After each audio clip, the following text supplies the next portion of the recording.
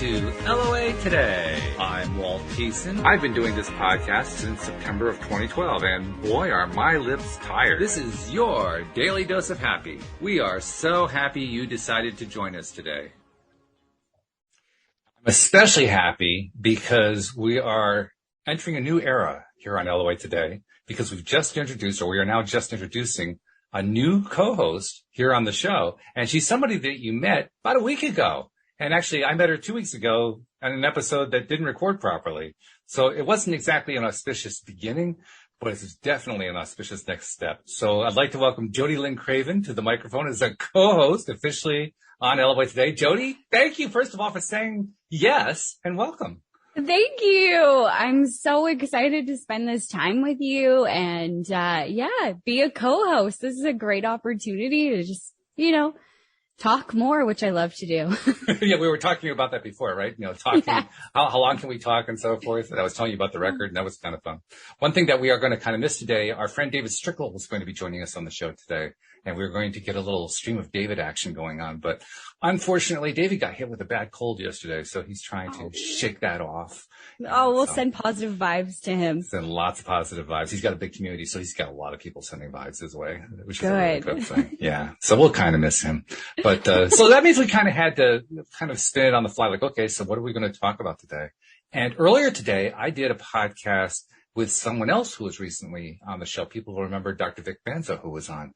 And he invited me onto his podcast. We were doing the show, and it was really great. Had a great one. Check out his podcast, by the way. He's going to publish that one, I think, at the end of April, he said.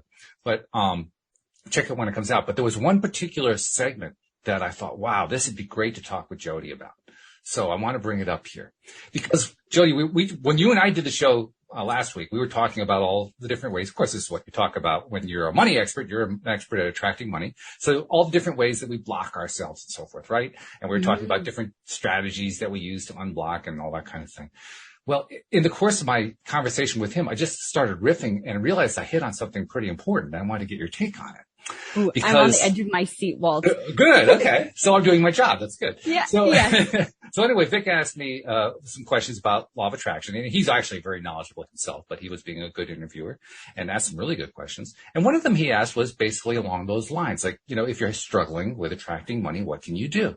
And he mentioned how he liked to coach people to be careful about the wording that they use, which is always a good idea. So don't treat it in terms of wanting something, because that means you don't have it. You're coming from a position of lack. Oh, okay, that makes sense. And he was talking about those things. And it occurred to me, how many people are there who do money affirmations, or they do various kinds of exercises to try to attract money into their lives, and then they go out into the world and they have conversations like this? Can you believe where inflation is today? I mean, it's driving me crazy. I went to fill up the gas tank today, and the price was up 50%. I couldn't believe how high it was. Mm-hmm. And then, and those corporate, let's be honest, they're thieves. The people running the corporations are thieves. Something's got to be done about these thieves. And then there's all the spending going on, sending all this money to the Ukraine, or if you're in favor of what's going, supporting the Ukraine because that's a good thing, but hey, that's money out the door. So we have all these people who are doing all these things to attract money, and then they reverse it. Mm-hmm. And I raised my hand saying, I did that for years. I'll tell you, Jody, I actually wrote a book back in 2008, at the time of the financial crisis, on what was wrong with the monetary system, and that I didn't understand why I didn't have any money in my life. Yep. We started talking about this after the last episode that we recorded. We started talking about it a little bit in the episode that we recorded together, and then I have thought about it ever since, because I do agree that there is corruption, and there's a difference between like sticking your head in the sand, I believe, and just pretending it's not happening, and being an observer and noticing it's happening, but not, going on the roller coaster of emotion. And yes. One thing that dropped in with all of this is that the corruption that has happened, the inflation, the printing of money, all of that stuff. Sure, you can notice it. Okay, it's definitely happening. And all of that stuff is no match for the universe. Truly no match for the universe, and really diving into that conversation and feeling, because I think it's really important how we feel as we're talking about it, feeling deflated, defeated, feeling like, oh, now we don't have enough, or, we have even less than we thought. All of these are stands that are from a victim standpoint, not an empowering standpoint. Like, you are a fractal of God. You are a part of, universal source energy. Okay. That is bigger than the corporations, bigger than the government. Your alignment and seeing how powerful you really are is truly the key. So you can observe what's happening, but don't get caught up in it and become the victim to it, I guess is what had come to me. I agree. In fact, I think it's also be aware. Mm-hmm. I mean, I think we get very conscious about certain things. I like to call us conscious creators, because we're learning how to be more creative and more deliberate in what we give our attention to. Yes. And that's a great thing. But isn't it interesting that even those of us who are conscious creators, we have attention spans that are about this long. Mm-hmm. we like, okay, I just spent 10 minutes, which is great, meditating and focusing on, I'm just going to be true to, I'm bringing money into my life, or I'm bringing better relationships into my life, or I'm improving my health, or my career is going to get better, whatever it is we're focusing on. And then we forget. Yeah. Because we have the other 23 hours and 50 minutes that we're spending on sleeping and talking with other people and watching television programs and reading books and having more conversations. And so many of them, we're focusing on stuff that we really don't like. That's right. How much entertainment is about, cops and robbers and horrible things that happen in life and space alien invaders. And I mean, it's like this long panoply of all these things going on that we don't like. We say, yeah, this is good stuff. I like this. It's so entertaining. Yeah, right. Yeah, I think we fall into the minutia of our life, the automatic responses. But even with our language, we can go into a different depth when we start looking at the words that we use.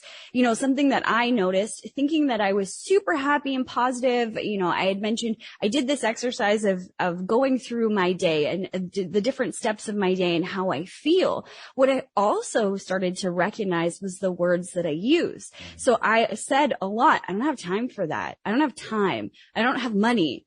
And I'm overwhelmed. These were words that would frequently come out of my mouth. And actually over the last year, I've gone into this deep dive of the definitions that I use. I don't know. You might have known this, Walt, but I don't think that this is common knowledge, that the definitions that we use in our daily life are not even legal definitions. Like lawyers do not use Webster's dictionary. They use Black's Law and other legal definitions of things. You can even look up the definition of a person, and it lumped in there as a corporate entity, so we don't even know the definition of the words we are using until we look it up again. And you can use Webster's, or you can use the dictionary online, or whatever, but that, you can look at those definitions. But I encourage people that are listening to this to look at your definitions, because a lot of times when we look at our limiting beliefs or our fears, this fear of having money and then becoming bad. Well, what is the definition of bad? In our heart right now, what we have set is like awful person, like soul sucker, these things, like you can figure out whatever the visual is that comes to your mind, but that's the definition that we've set. And that was a definition we set long ago, whether our parents told us or we just assumed it and made that assumption. And then now it is true, but we hold ourselves to these definitions and we haven't gone back to even see what the actual definition is and whether it supports where we're going in our life. Yes. It's so, for how much we are aware, we are so unaware. It's true. It's absolutely true. We've actually touched on this a number of times during the show, and one instance comes to mind because I've mentioned it a few times since then. One of my longtime co-hosts, Cindy Chavez, who's currently on her second sabbatical. I really hope she comes back because I love her. And I think most of our listeners do too. But she and I were talking one time. We were doing all of the Neville Goddard books. We went through all the books one by one, page by page, evaluating what's this all about, what's he trying to say, what's all the metaphor and all that. It was a really interesting exercise. And one of the things that came out of that conversation was we realized that he was using biblical words differently from the Bible, and from the way, not so much from the Bible, but from the way the Bible is taught in churches and so forth. And one of the words that we hit upon was the word sin. And he doesn't use that word very much. He used it, I think, in one book once. It's not like a big part of his lexicon, but the fact that he used it was interesting to us. Like, okay, so what's he actually talking about here? And what we realized, fortunately, Cindy is something of a religious scholar, so she was able to fill in some blanks. What we realized is that the way that he was using the word sin was actually much more congruent with the way that the word was originally defined, where it originally comes from. If it derives from a Latin word that basically means to miss the mark. Like you get a bow and arrow and you're aiming at a target and you don't hit the bullseye. That's a sin. That is a very different definition than what most people were thinking when you said the word. I know myself included. Sin. Like doing something really bad. Right. Exactly. Yeah. And it's not. It never was. It was, well, the church leaders and the pastors and the preachers who scared us into thinking that it was something else, but it never really was anything else except, oh, you just missed the mark. And what do you do when you miss the mark? Well, you aim higher. I mean, you correct your aim. That's all. And you fire the next arrow. You don't worry about it. You don't fret about it. You don't beat yourself up. Oh my God, I can't believe I sinned. You don't go asking for forgiveness. You don't go, going into the confession book. Oh my God, blessed Father, for I have sinned. No, you just change your direction that you're pointing the arrow. That's all there is to it. Yeah. It's almost like understanding the words that you're using from this capacity gives you a break. Yeah. Because you can really see, I just missed the mark. The energetic signature behind or the frequency behind missing the mark versus what we thought was sinning before, doing something really, really bad. There's two very different energies completely. Now imagine applying that to your entire life of, looking at the definitions and seeing that it's not exactly what you thought and then applying something that actually makes more sense to you and is going in the right direction. Just using a different word even or understanding the meaning of said word raises your energy or your vibration, therefore gets you closer to what you want to attract. There's also another interesting piece to this. Here we have a word that originally meant one thing. Over time, it turned into something else. Mm-hmm. Well, that tells us something very important. I mean, in English, we already know this. There are multiple definitions for many words. Definitions that you put them together on the same page. You say, what are those doing on the same page? They don't even belong together.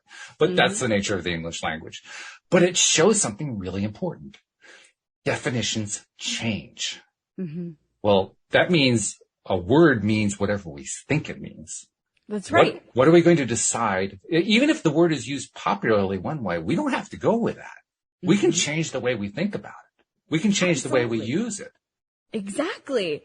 And we should, because obviously these words that we're using are keeping us stuck in lower vibrations and not getting to where we want. So we should challenge it. That's something that's a huge practice in my life and what I teach is challenging everything because it's all inherited.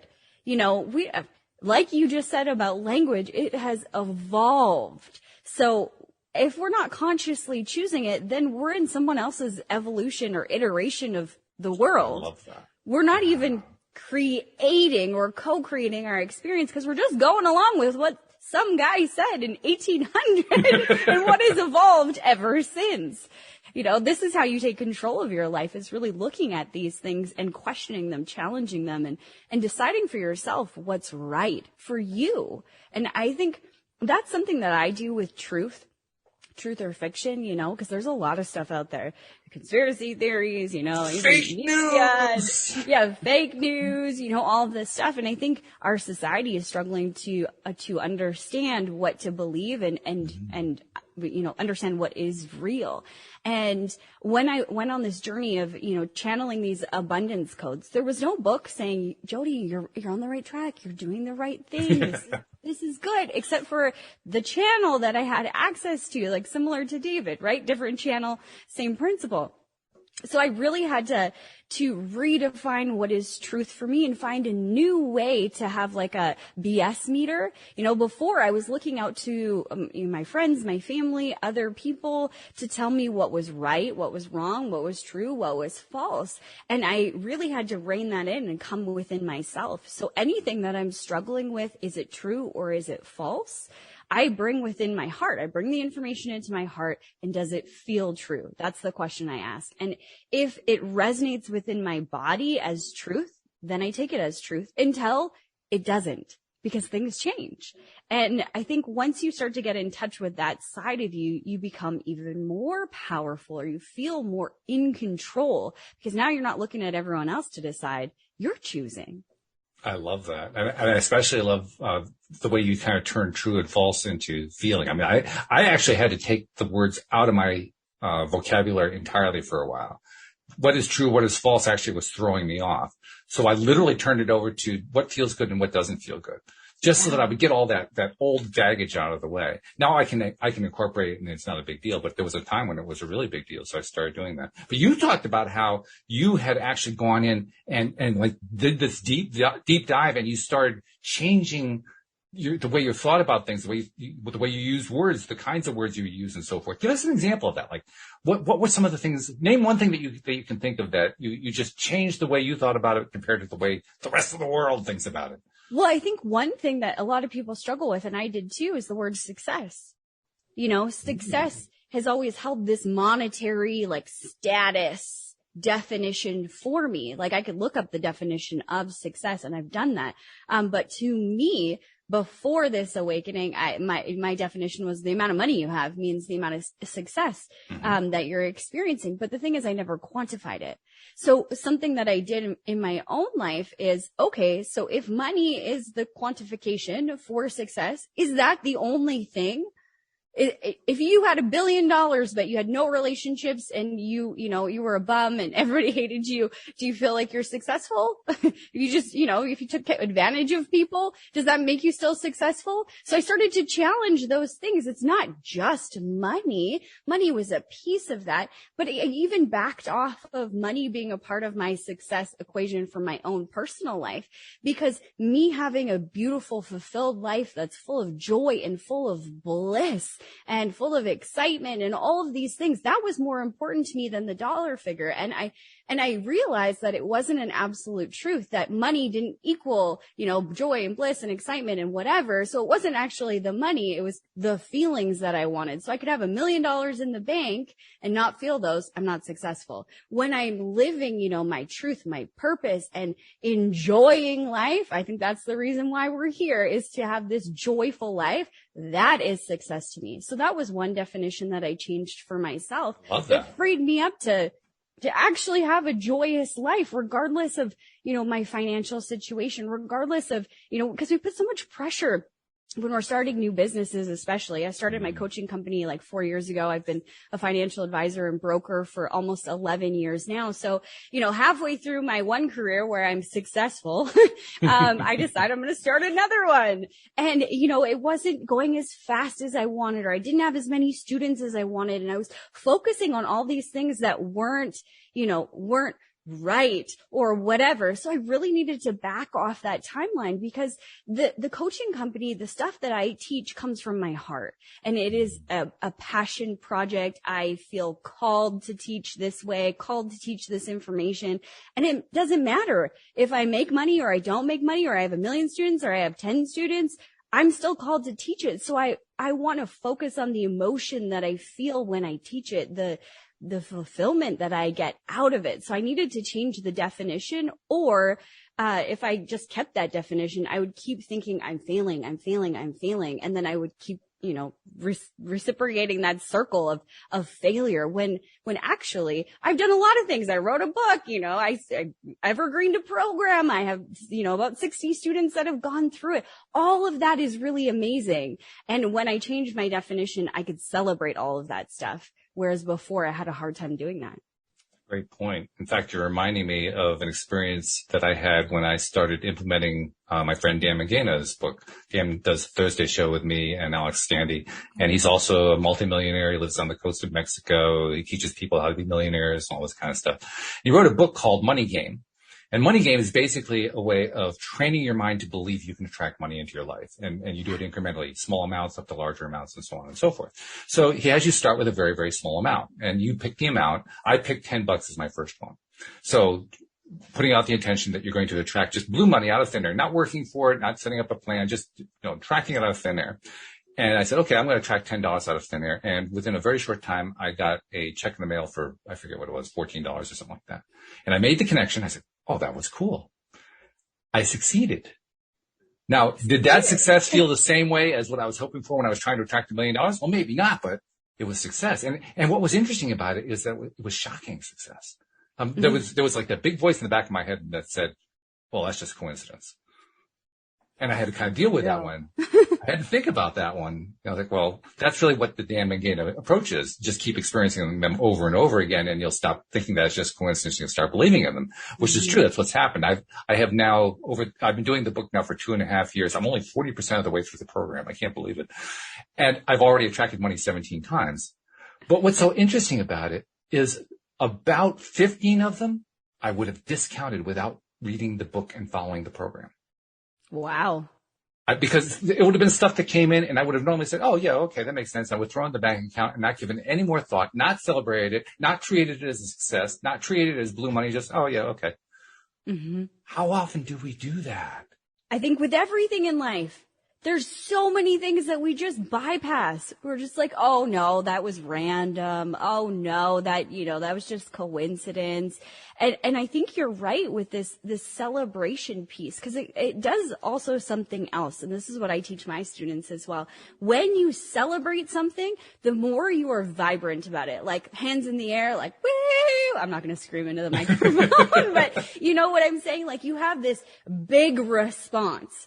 What happens inside of your brain is it wakes up and it goes, ooh, I'm supposed to pay attention. The opposite also happens when you have something really tragic and you're having like a really down response. Your brain wakes up. I'm supposed to pay attention, because this is how our brain is programmed. So when you celebrate that, the brain goes, oh, I need to find more things like that. This is good. We want to find more. So then you end up finding more and more examples and things to celebrate. So when you relate that to money, when you find money on the ground and you celebrate it, then your brain goes looking for it. But we're consuming so much information in a day, so much information just right now. You know, my heater was just on, and, you know, there's probably things outside blowing around and whatever. I have a light on, you know, we have different screens going on, a microphone. Your brain can't focus with devout attention on each one of those things. It has to compartmentalize and make things easy for you, or you'll go crazy. True. So we end up missing a lot of our lives, or, you know, chalking it up to, oh, that just happened, coincidence, and not giving it any, you know, due, because our brain is designed to make things easy for us. So I love that you're saying that. And, you know, I have countless examples of intentional stories. I really believe that what we know about the universe, how it operates, our body, the world, everything is about this big. This is true. And then there's like so much outside of that. So as I started to lean into energy, I started to figure out, you know, I can feel other people's energy. You know, when I feel like they're going to try and take something from me, I feel repelled from them. I want to get away from them. And then there's other people where they're just so sweet and kind and magnetic, and you just want to be around them for whatever reason. That's their energy. So our energy is impacting the things around us, and everything is energy. So when you start testing this and start putting out thoughts, like you just said, I want to attract $10, that is impacting like a ripple the rest of the energy within the world. So I did this last week to prove a point. Okay. Another thing that I teach my students, I don't buy anything unless it's like, F yes. Like, yes, I want that. And I should say there's a caveat or an asterisk on this. You know, there's things that I need to buy, like grocery items or things like that. And I've learned to come to a neutral position with them if it's not an F yes. I love it. But when I do things for myself, when I buy clothes for myself, it's gotta be an overall, like, arching yes, I want that. Because money is just simply a representation of the exchange of energy. Right. So I go shopping, and I haven't been shopping in a while, and I buy these clothes, and I only buy things that I'm like, F yes. I want all of these things. So I'm standing there and I'm feeling really good about all the things she's ringing in, and I'm standing in front of like the pin pad where you pay, and the number comes up and it was like $250. So I did a quick check within me. How do I feel about spending $250? You know, is there any fear there or anything? Because sometimes we have these automatic responses, right? Yeah. So I'm human. And, I'll follow. You are? Really? That's good to hear, actually. Yes, I'm human. So I did a check, everything looks good, green light, I can go. And this is what I did. I set the intention as I pulled my, bank card out of my wallet. I set the intention as I spend this money, so does it come back to me tenfold. Ooh. And then I paid. And while I did it, I sent out the vibration of gratitude and love and excitement and F yes back. And I imagined in that moment, it coming back to me tenfold. True story. So this was last Wednesday. Okay. True story. I leave the store. I'm hungry. So I either have two options. I cannot eat and starve myself. Not an option, really. I'm going to feed myself. So I was going over to a friend's house right after that. And I said, hey, do you want me to bring you lunch? So that was going to cost me like $20 or $40, somewhere in there, like lunch for two. I don't know. Depends on whether I went to McDonald's or somewhere else, how much that is actually going to cost, but $20+. And my friend says, oh, I made you lunch. Perfect. Save me $20. Nice. I'm on my way, right? Yeah. I get to her house. We go to the same osteopath and she's like, there was this silent auction and our osteopath was giving away gift certificates, $100 gift certificates. And she's like, I got 14 of them for $50 or $60. Woo! She's like, I will sell you them.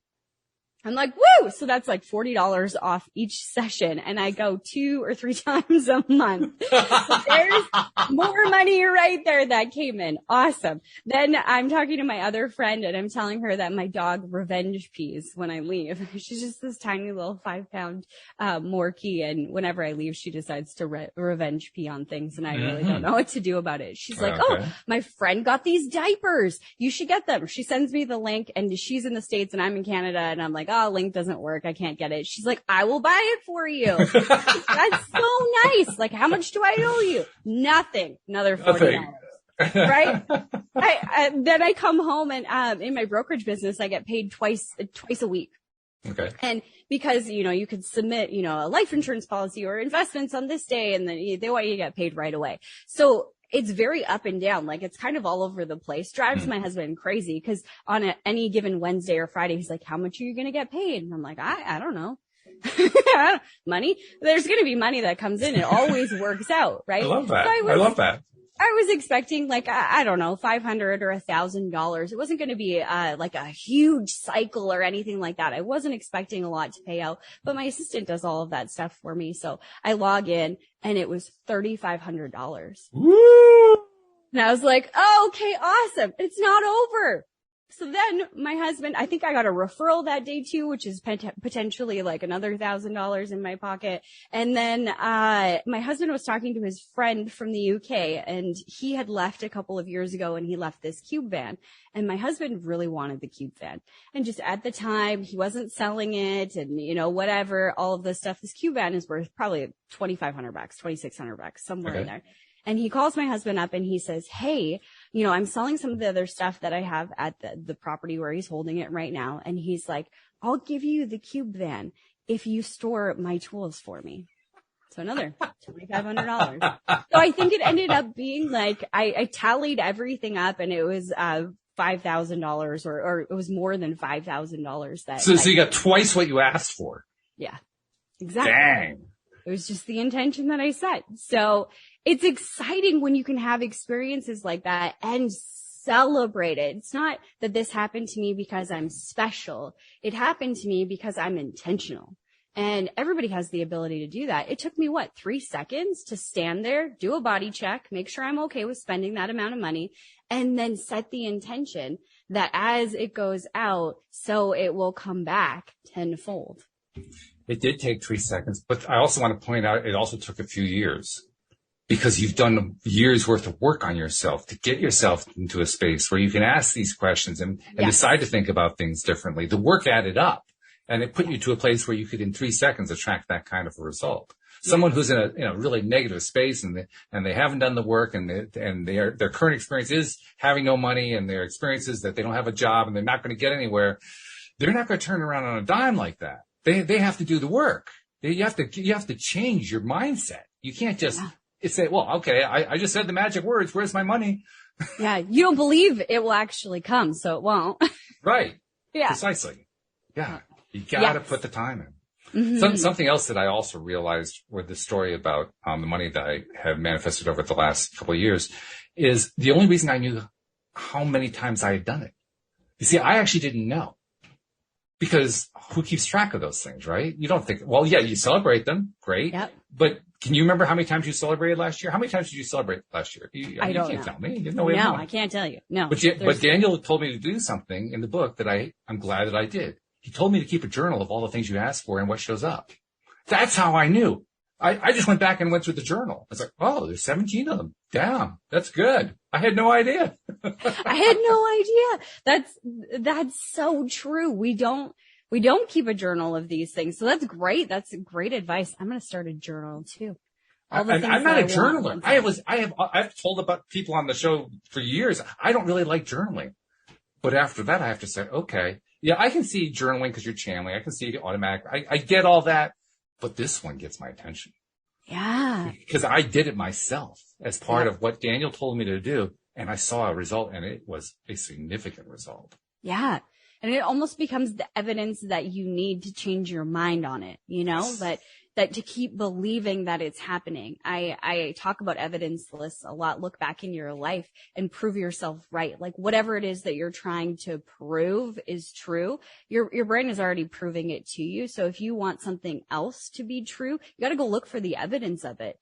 See a different perspective of what happened in those moments and build up the evidence that, let's say, for example, that everything is working out. I literally did that exercise, looked back on my life and all the crazy things that have happened and been like, oh, look how that works out. As if by chance, Yeah. And which is a great exercise to do for a number of different reasons. And yet I also think to myself, if I hadn't written those down, I wouldn't realize that I had already attracted them. Now, I'm like you, I'm like most people. I want the evidence. I want to see the evidence. The fact that I feel like I haven't been seeing the evidence is why I keep putting up resistance. But after this, I have to ask myself, well, not only did I miss that, I'll tell you a story about a couple of those things that I manifested. I actually told this on the podcast. This happened during a podcast episode. I think it was September of 2019. I had just started doing Dan's book. I had gotten through, I think, just the first step, or maybe the first two steps, and I was on my third step. I think at that point I was trying to attract $50 or something. I can't remember exactly where it was. And I got 2 checks in the mail, but I didn't connect them to what I was doing. And up until the point I had done the show, I still hadn't connected them. And so I start doing the show, and I'm talking to Dan about how stuff hasn't shown up. And then in mid-sentence, I stop, and my mouth is hanging open. And he says to me, what is it? And I said, I just realized I actually did, and I didn't notice it. But Jody, that wasn't the best part. The best part was later on in the same episode, I realized I did it again. 2 times. 2 times, same episode. So here's my point. If I, under these very weird circumstances, am finally able to notice what did show up that I had not noticed, how many other times in my life have I failed to notice what happened and to this day still don't recognize that they happened? We get into this like frame of mind of it has to look like this. I talk about it in like linear thinking, like a cow path. If you've ever seen cows in a giant open field, there's always like 1,000 acres to one side, 1,000 acres to the other, and 1,000,000 cows or 100 cows going tip to tail in a line. Yes. Even though they have all this space, they're all walking in this same path. But we do that in our brain. I want to attract money into our lives. And then we discredit anything that is outside of the way that we saw it coming in. I get a new client if that's what they're looking at. I get a new client that pays in full or something like that. Everything else is discredited. The referral that came from blah, blah, blah, or the money that, dropped out of the sky. You found $100 in your pocket, whatever it was, all of that gets discounted. And I think it's so interesting because it really leans to what you're saying is how much other stuff are we missing in our lives because we're not paying attention to it. Especially the small ones. I remember one of the comments I made in that particular podcast episode was I needed to set my level higher because I was so completely discounting the small ones. I wasn't noticing them when they were showing up. Yeah. They just didn't count. Yeah. And they do count. They count just as much. The dollar amount may not be the same, but the manifestation counts just as much. Yeah. And absolutely. there are people right now listening to this program who have perhaps horrible economic circumstances. Maybe they live in a third world country. Maybe their economies are falling apart. They're experiencing inflation far beyond what we're experiencing here in the United States. Maybe they don't even have a job. Maybe it's somebody who's deep in debt. They were in school. They got these big school loans. There's all kinds of people who have these kinds of problems. And the thing I would challenge every one of them to ask is, have you ever had money show up in your life unexpectedly? And I'll bet you to a person, 100% of them will say, no, I have not. And I'll bet you every one of them is lying without realizing it. Absolutely. Yeah. They found the dollar in their, couch cushion or whatever it was. It's showed up because it's just an energy. What we're trying to do is train ourselves to see it, to notice it. It's always happening. And it doesn't even have to be dollars. It can be anything. Yeah. It's anything that helps you to believe that you can get what you want. And the way to do it is to recognize that there have been times in your life when things showed up that you wanted and recognizing that they showed up. It could be the smallest things in the world. It could be finding to use the Abraham Hicks phrase, it could be finding a thimble. It could be that small. Yeah. But a thimble is just as easy to manifest as a castle. There's no difference energetically. No. Which means both need to be celebrated. Yes. Absolutely. I have always thought about this celebration piece in terms of children. Have you ever given a kid a present before and they're like, meh, and they throw it off to the side? They don't care. Right. Yeah. Me as an auntie, I don't have any kids yet. But me as an auntie, I'm like, I don't ever want to buy you a present again because you didn't even care. There was no yay, even a fake yay. You could care less. So why would I spend my hard-earned money on buying crap for you that you don't want? Right. And I relate that to the universe. When you come across something, whether it's a discount, an opportunity, a check comes in the mail, you get paid more than you think. When you're not celebrating those things, it's kind of like the scenario with the kid. You're the kid and you're like, meh.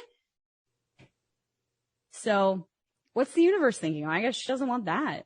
I'm not going to give that to her again. Well, that's almost exactly what the universe doesn't really think like a mind, but that's the way the universe responds. Yeah. That's precisely how the universe responds. And it's one of the most challenging, most difficult things because I've been there. I know what it's like to have no money. I think I told you the story. I know what it's like to be so deeply in debt and broke and not knowing how you're going to pay the next rent and wondering, are you going to survive another year and things like that. I know what that feels like. I've been through it. And when you're in that mind space, it's hard to notice anything. It's hard to notice anything at all. It's hard to find a silver lining anywhere. Everything seems to be dark. Everything seems to be black. Everything seems to be hopeless. Everything seems to be defeating you. Everything seems to be against you. I actually thought there was a conspiracy against me. I really did at one point. I really believed that. I mean, I didn't believe it for a real long period of time because my rational mind took over and said, yeah, well, you're full of it. But nevertheless, there was a piece of me that believed it because I just kept getting all this evidence, all these failures, everything that was failing, all the business, all the clients that kept going away. I'd lost my entire business from the 2008 financial crisis. The whole thing just blew up in smoke in one fell swoop. I had, time after time, I tried to bring in new clients and the clients wouldn't sign on. It was like one thing after another. I had so much evidence reinforcing my belief that I couldn't make it, that I was going to fail, that I was going to continue to fail. And of course I did. Because your brain was focused on how you're failing and then it only sees how you're failing, which brings forward more of how you could fail. It's this vicious cycle. We got to get out of the cycle. For me, in my hardest times, I always remember that it's for a reason. And that gave me solace.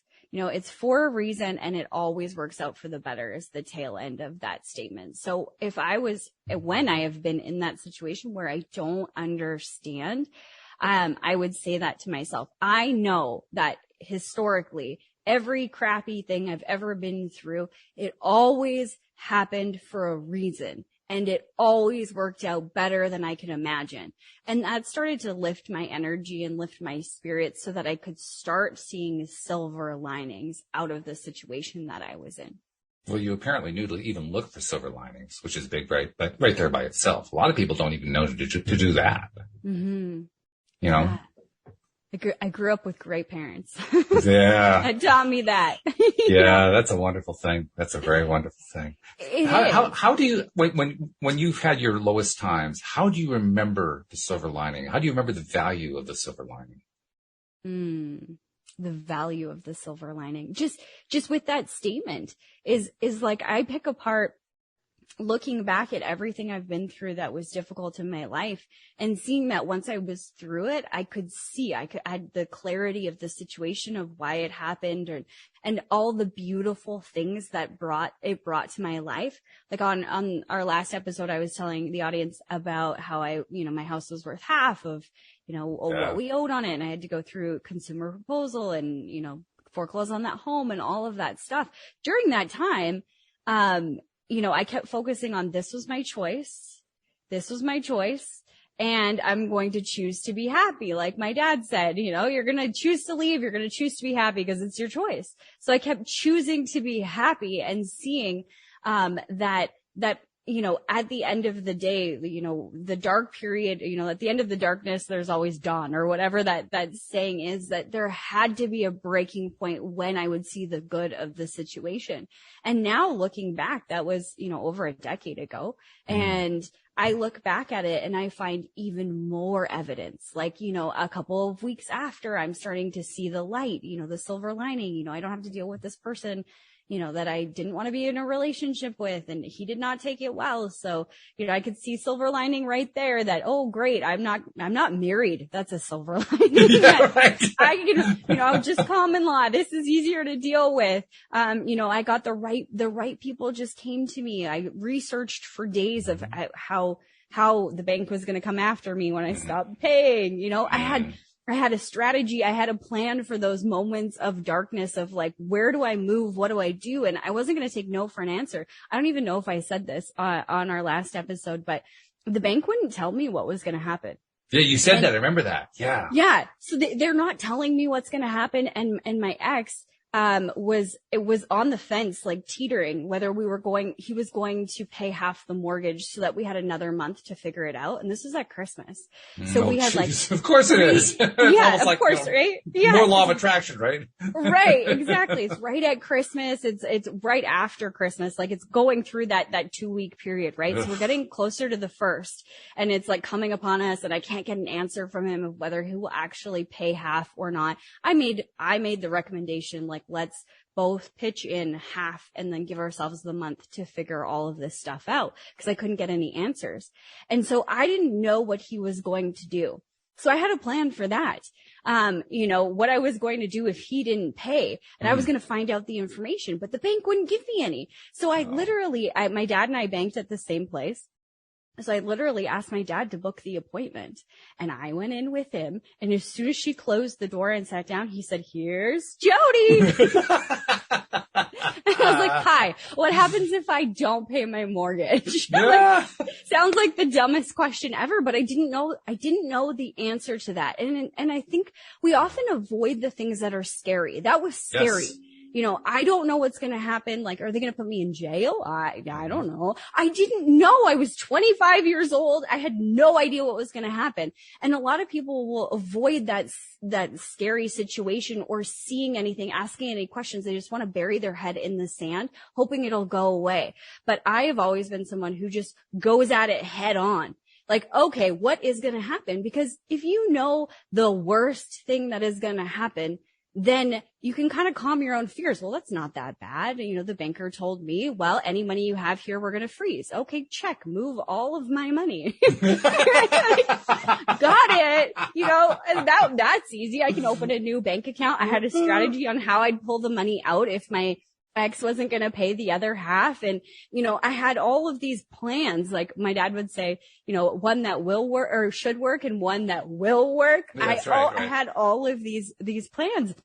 And it doesn't mean that it went off exactly the way that I thought it would. I mean, for 6 months after that with my new bank, I only kept enough in there to pay my bills, and the rest I pulled out and put in cash in my sock drawer because I was literally afraid that somebody could take it from my new bank. And it wasn't until later that I actually learned more about the banking rules. And that's when I started in the financial industry. But I just kept asking questions and facing it head on and looking for the positives in that situation. You know, I wasn't married, so this was going to be a little bit easier.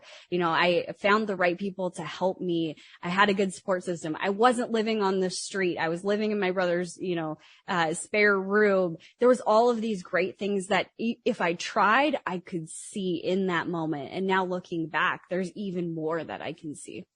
There's something else that just popped up in my mind too as you were telling that story, because that's a great story. By the way, I have to give you credit. I don't know if you even knew this, but we love stories. We especially love manifestation stories. Our listeners write in about that. So here you are coming on the show as co-host for the first time, and you're telling manifestation stories. Well done, Jodi. I love it. Thank you. They're well my done. Favorite thing. Well, for good reason. I can see why. But there's also something that kind of popped up in my mind while you were telling that story, because it's a great story. You talked about how you took some steps because you were afraid that there wasn't going to be enough money to get through. So you put the money aside, you hid it away. And that certainly makes sense. But we also know energetically that is a lack mentality. And I mention that because you navigated your way through even with a lack mentality. And so probably, I'm going to kind of conjecture here, probably what that meant is you made some progress, but not as much as you would have liked.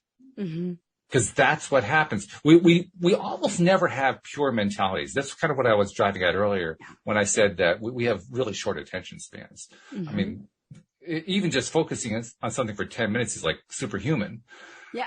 It is. It really is, So, focusing on something for a couple hours at a time without distraction, without, moving your attention away for even a split second. Oh my God, that would probably put most people into a coma. So, it's normal for us as human beings, given the development of the human species here on Earth right now. It's normal for us to get distracted, to have split focus and so forth. And that's just part of the journey. It's part of what we go through. And it's okay. I think that's where I'm trying to go with it. Yeah, okay, so you had a lack mentality. Big deal. You also had a growth mentality. You were doing both at the same time. And you were giving more attention than you had been to the growth mentality and less attention to the lack mentality. Didn't mean the lack mentality was gone. It just meant you'd kind of shifted the balance a little bit. That's what it takes. It's not, that used to drive me crazy because most people don't really realize when they're first dealing with these concepts of all the different ways that they go negative. For me, it was exactly the opposite. I was horribly aware of all the ways that I went negative, and I was terrified I wouldn't be able to break the pattern because it happened so many times throughout the day. I mean, I actually almost put myself into a state about that. For years, early podcasts, you go back and listen to the early podcast episodes, particularly the ones that I did with my friend Joel Elston. It was always about how do you deal with these lack issues, because I was feeling lack issues all the time. I mean, that was just part of the journey that I was going through. But what I did learn is that I'm making little improvements, little shifts, little changes. And each of those little changes, I may not be able to see it right now, but each of those little shifts is making things a little better and a little better and a little better. And I don't have to be perfect. I 100% agree. We're so enthralled with this concept of getting it right. I think it comes from like a feeling of running out of time, because that is a very human thing that we will eventually die. That's it's a guarantee, right?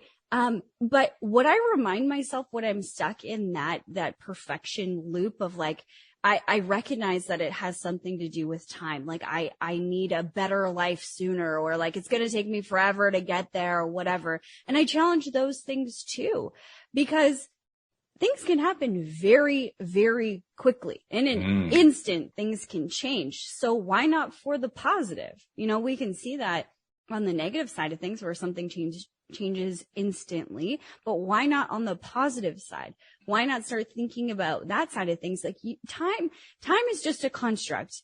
When you're, with your sweetheart, on your first date, that whole night, that 12 hours you spend together or whatever, talking all night long, that feels like 10 minutes. Or you've been in like situations where you've been taking like an exam or something and you're like, oh my God, or you're in a class that's really boring and it feels like it's hours. This is us distorting time. So if you can do that with, like, you can speed up time when you're happy and you can slow down time in these other areas, why can't you do that on a bigger scale level? Why does it have to take you a decade to build a business that, you know, makes a lot of money? There's a lot of examples of people who did things very quickly. And I'm not saying overnight success. It took them, you know, a few years, but does it have to? Is that an absolute that it's going to take you until you're 70 years old? Look at Colonel Sanders. He started when he was 70. And just like that, he sold his recipe. I mean, he did go through like person after person after person. It wasn't as easy as I'm making it sound there. He also had about 20 years of restaurant failures before then, too. I mean, he had this long history of just all these things. Some went right, others went wrong. And, right, the roller coaster. And then he did that. Yeah. Exactly. But we don't remember all of those other things. We just remember, whoa, he became, you know, KFC dude. That's right. Right? Like the chicken. We just remember the chicken. But we need to remember that within our own lives, that things can change very quickly and that you have enough time to make those changes, those small adjustments. And exactly what you said, Walt, is they start to add up. All of these things are culminating and, you know, snowballing and it becomes this beautiful thing that you get to experience. That's why you're here, is to experience. And we live in a plane of duality. There is negative and there is positive. There's light and there is dark. And that's why you experience both, is because you decided, I think anyway, that there's like, I zhuzh it up a little bit. There's a green room that you go into as a soul before you, you know, pick the body and choose the life, and you press play and you watch the highlight reel and you say yes. So that for me has also given me solace of, I chose this. I chose to come into this life full well knowing that, you know, I would foreclose on a home. That was probably a thing that was in my highlight reel for sure, you know, and all the other beautiful things as well. So I truly believe that, you know, God won't give you more than you can handle. And when I chose this life, I knew what was coming. So I knew that I would get to the other side and it would be beautiful, because I wouldn't have chose badly. I'm smart. My soul's old. I wouldn't have chose badly. So I think about that a lot too. I love that last bit too, because I'll be honest, for years, even doing this podcast, I would get frustrated with the idea that I had created this life. And my life isn't bad compared to many people. There are people who have far worse life than I do. But even so, the idea that I had chosen to live in this way, to have all these experiences that I didn't like, that just rubbed me the wrong way. I just couldn't, I couldn't accept that. Like, no, that doesn't feel right to me. Now, over time, I've actually come to accept and appreciate it and understand it. But for the longest time, it drove me crazy. And I think I have an understanding why. Because I also had an issue with, they talked about believe and trust and so forth. And those always had like certain religious overtones for me that always drove me away. Trust means something different to me now than it used to mean. Talk about the way the words can change their meaning. That's one that really has changed in a big way for me. To me now, it's not trusting that the universe will deliver. It's not trusting that I can be better off. It's trusting that I can notice the improvements. Mm-hmm. And that was always the real challenge. I didn't know that. I mean, I didn't recognize early on, I don't trust the individual improvements.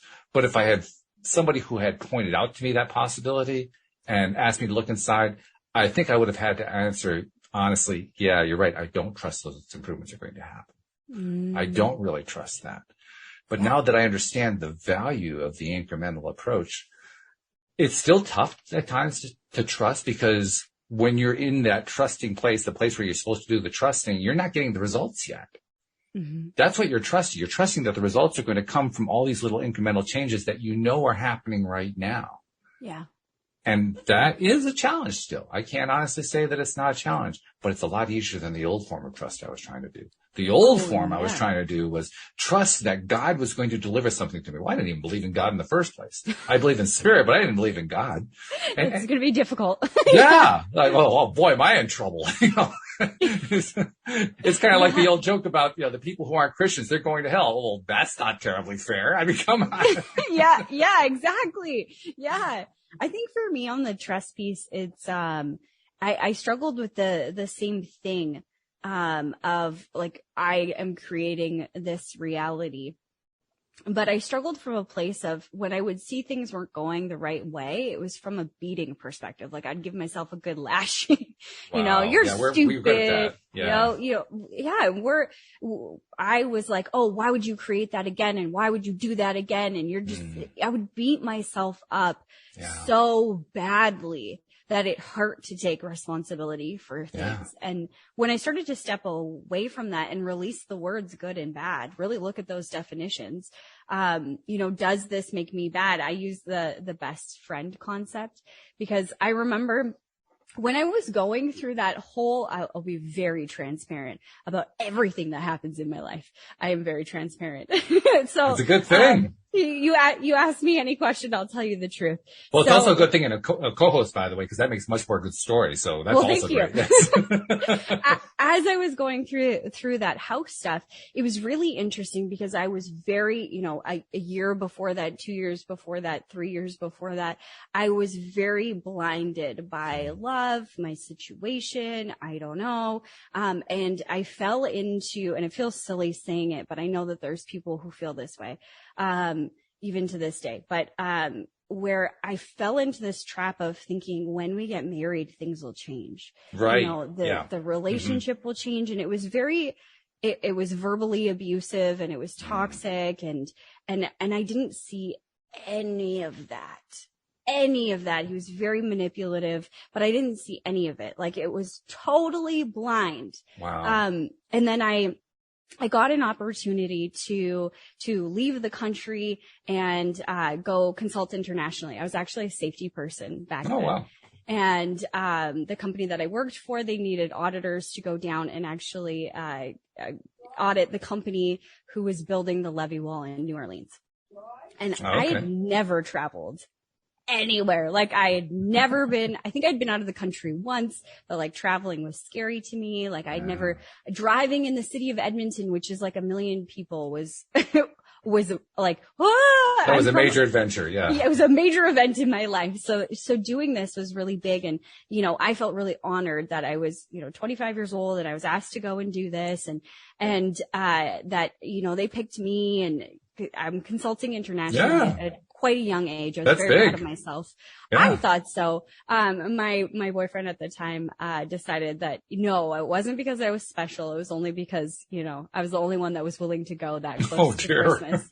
But I believed him. Oh. That's the thing. Like I believed all of these things. And then I went to New Orleans and, my boss missed his flight and I had to drive all by myself. And then we had like this tour booked and, I had to go by myself because he wouldn't let me skip it. I didn't even go for dinner that night anywhere. I ordered dinner in and it cost me like $30 to order it in because I was so terrified to be in a place that I didn't know. And I eat by myself. Are you kidding? So this was like a huge growing experience for Jodielynn. Like there was like leaps and bounds every single day. And as we were going through this, there was these guys that we were working with and they were so nice, like Southern gentlemen. Aww. And I didn't realize that men were like that. And I feel silly saying that, but I just, from the relationships that I had in the past and the one that I was currently in, men didn't operate that way. Pull out your chair for you and, really cherish you and all of these things. So I was seeing this other side of how I could be treated as a woman. And I was floored, completely floored. So anyway, I spent a week or 2 weeks there within this project and I came home and that's when I knew that I was going to break up with my boyfriend. Well, I can understand why. Yeah. I knew it was over. Yeah. I knew it was over. And I'm just going to say it, rip off the Band-Aid. I ended up kissing a boy. 25 and I ended up kissing a boy that was not my boyfriend.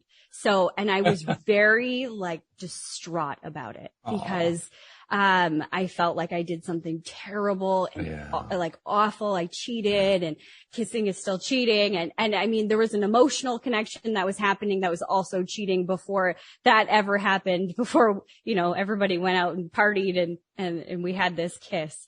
And, I'm not good at lying whatsoever. So I came home, and, my boyfriend came to pick me up, and, he picked me up at the airport, and he was already upset. He was mad because he thought I lied and that my plane was delayed an hour. We were in the air. But he thought I was hiding in the airport for some reason. Oh boy. So it got wow. very explosive to the point where he like punched a hole in his windshield. Oh my God. It was very bad. Oof. And I'm thinking like it's midnight and I live about 2.5 hours away, or the airport was about 2.5 hours away from, or 2 hours, I guess, from my parents' house. And we're on like backcountry roads, and I'm like, I don't know. I don't know if I'm going to make it out of this situation, but if I do and he leaves me here, cause he punched a hole in the windshield and then he got out. And I'm thinking in my head, like, now what do I do? Like, if he leaves me here, it's minus 40 degrees Celsius. It's the middle of winter. And I don't know anyone that lives that close. Like, I'm going to die here. He jumped back into the truck, and we fought the rest of the way because I told him the truth on what had happened. And, so snowball, keep going forward. All of these things happen. He doesn't want me to call any of my friends to talk to them. He doesn't want me to talk to my best friend, Anita. Boy, he was a piece of work. Oof. Yeah. All of these things are happening. And he actually says to me, you know, everyone's going to hate you because you cheated. And, no one, like, you don't have a relationship with your family because I've segregated you from them. You don't have a relationship with any friends outside of my friends, and all of them are going to hate you. Who are you going to have, after this? And I've never actually told this story like publicly. Wow. But I believed him. I believed him. So that was a Friday night when I got home. So I spent the entire weekend being berated in this manner and told that I'm an awful person, I've done something wrong and everything like that.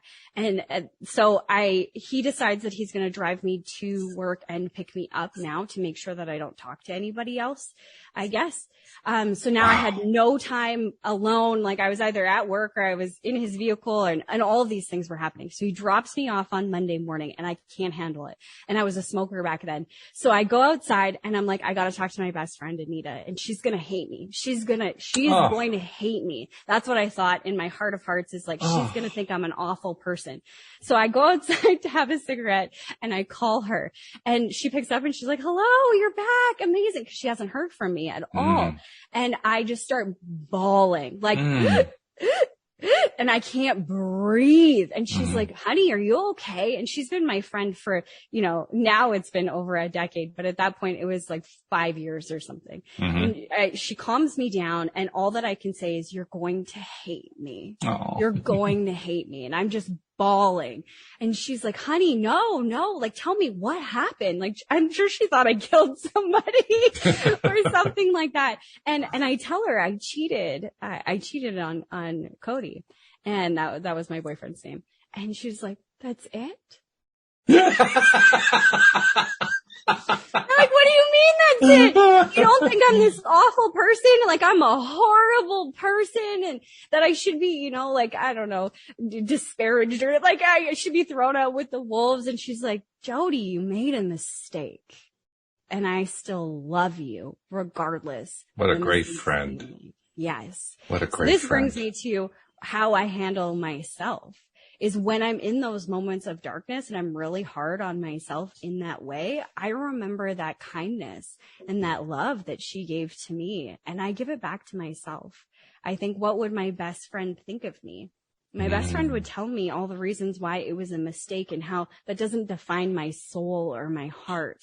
It was just simply a mistake, one that I can choose to not make in the future, and I can choose a different reality walking out of this mistake. So it forever changed my life, that perspective. What a great story. And it's really, I think probably the most stunning part is the nature of the mistake. It was hardly even a mistake. Yeah. I mean, it's not like you slept with a guy. It's not like you conducted an affair for 5 months. It was a kiss.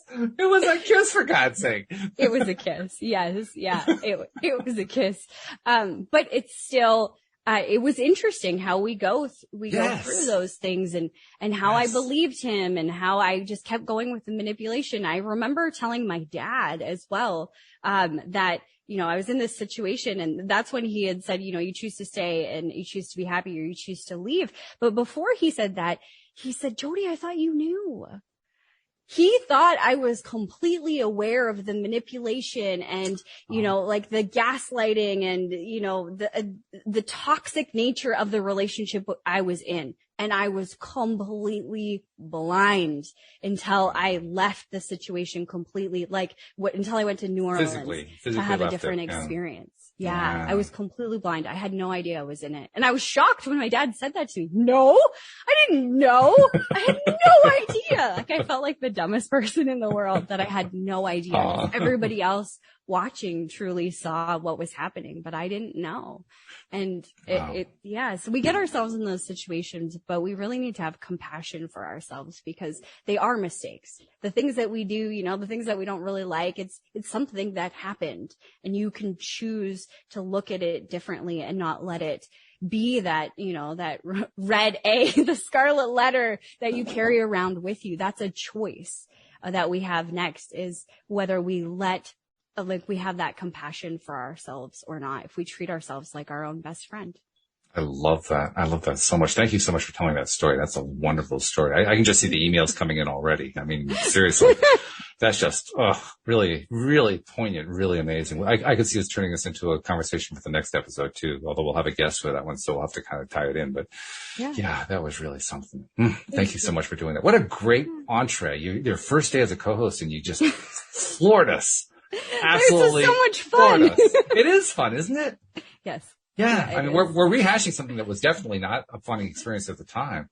Yeah. And it's been like at the end of the culmination, really, of a long story that we were telling. Basically, we were telling this story about how we deal with our lives and what we can be doing differently and so forth. I just want to kind of finish it on one note, because you kept referring it very reasonably. You kept referring to it as a mistake. And it's true. I think it's also important to remember what a mistake is. A mistake is a mistake. You just didn't take it right. Mm-hmm. You took what you didn't really want to take. That's all it was. It's not a sin. It's not just something wrong. It's just a mistake. You're like, well, okay, I missed the mark. I'm going to re-aim the arrow. The mark. Yeah. And my best friend Anita, just to add to that, she said, what if it wasn't a mistake? What if it was the thing that led you to the next, what if it was, I think in a way, for me, it was the way that I could get out of that relationship. Well, I think it's also how you were able to actually come to grips with how toxic the relationship was. Yeah, absolutely. That's when it was starting to become real for you. Like, okay, this is what's going on here. Yeah. That's very big. It always works out. It does. Always. And for the better. Well, thank you so much for becoming a part of the team. Welcome to the team. This is great introduction, and we love you so much. So, yeah, thank you. I'm looking forward to doing more and more shows with you. And thank you also to our podcast listeners everywhere, because, well, first of all, we love you. And second of all, without you, we wouldn't have a podcast. And we'll see you all next time here on LOA Today. Goodbye, everybody.